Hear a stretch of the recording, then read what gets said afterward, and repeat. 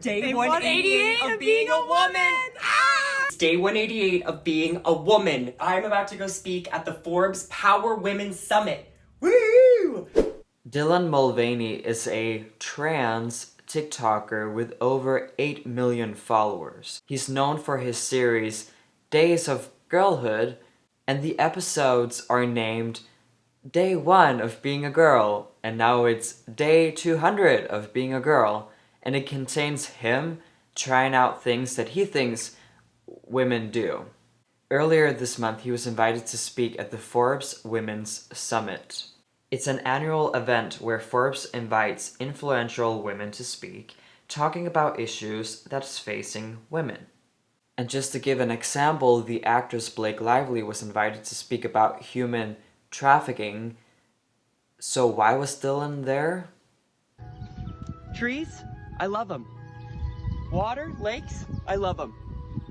Heels? They're my hiking heels. I love them. Okay, come on. Bridges? Love them. Coconut water? Love it. Love ya. Ah! Oh. Did you see that? I gotta get out of here. What woman behaves this way? I'm pretty sure most women would find this interpretation quite offensive. Day 62 of being a girl, and I have been misgendered so many times this week. If people call you he or a man, they're not misgendering you, babe. And most commonly, it's a follower running up to me on the street and being like, "You're the boy from TikTok. It's the boy from TikTok." And I'm like, "No, it's the girl from TikTok." And they always feel so bad after I correct them, and that's so not my intention. It doesn't hurt my feelings all that much. If it didn't hurt that much, then you're definitely not dealing with gender dysphoria. I can tell you that much. Getting misgendered back in the day caused me so much dysphoria. In the few seconds it happened, I wanted to, you know what. So if it's not hurting you to get misgendered, but you still correct people, it's obvious that your identity choice is about controlling speech. When my dysphoria was spiking, I did not have the strength, the mental strength, to correct people. It's true. I couldn't even look the person in the eyes when they misgendered me. And that describes perfectly how painful gender dysphoria is. But what I constantly see with non-binary people is that they do not hesitate in any way before getting triggered and before correcting people. Because they do not experience the extreme discomfort that transsexuals experience. They're just offended. But I wear all this makeup and sometimes fake boobs in the hair, and it still doesn't register with people at times. And I was just wondering if there's anything I can do on my end for you all to see me more as a girl. Yeah, it's almost like there's more to being a woman than wearing makeup and pigtails. What if you just live your life as the girl you think you are without needing validation from strangers? What Dylan is saying here reflects how the non-binary identity is based on other people's affirmation. That's why they need to control speech, otherwise they feel like they wouldn't even exist. Poof, they're suddenly ghosts. While doing some research on this video, I found another video by the well-known conservative commentator Michael Knowles, and he was pretty harsh on Dylan, so it got me thinking. I don't really care about Dylan. I don't really care that much about Dylan's hair and clothing. Him as a person is not the issue. The issue is the ideology that he spreads. The way that conservatives are dealing with this now is we're saying, you're not really a woman. Boom, owned with facts and logic. But that's not enough. You know what that guy's going to say? He's going to say, F your science. I'm going to dress up like a lady because I say I'm a lady and you can't stop me. Who's going to stop me? The issue isn't that a man dresses like a lady, and the goal isn't to ban it.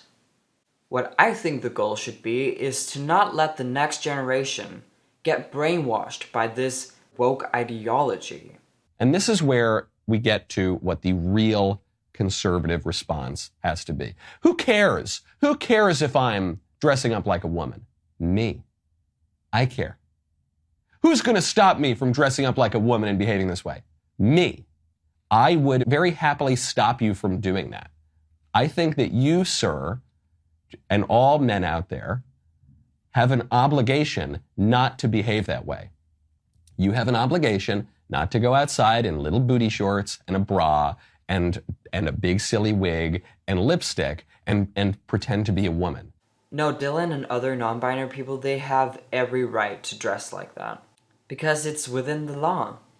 We shouldn't force people to dress a certain way just because someone might have a problem with it. What if some men have a problem with women showing off their hair and their arms in public?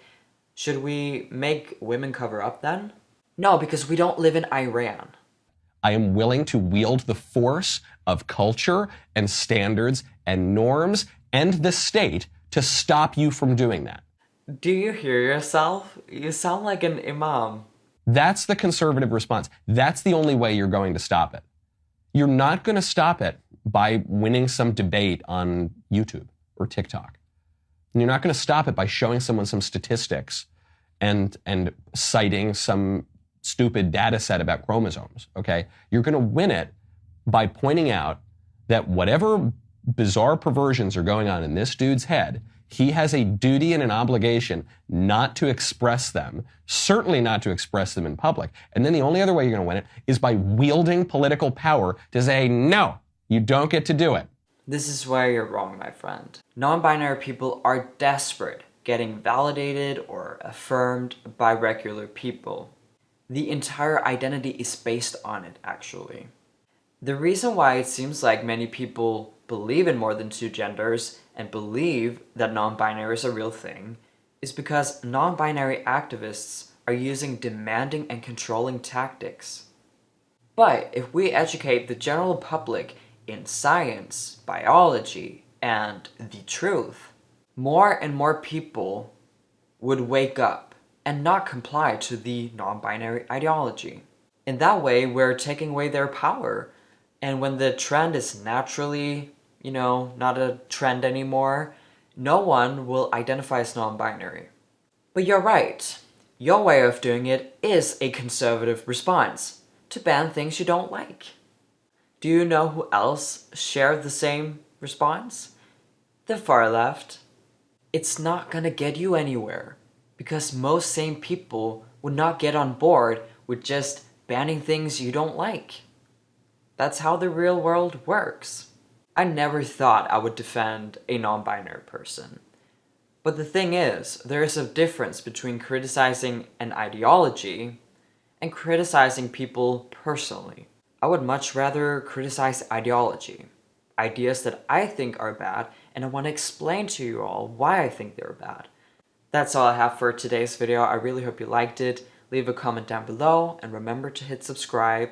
I post every Monday and Thursday, so I'll see you Monday, and peace out.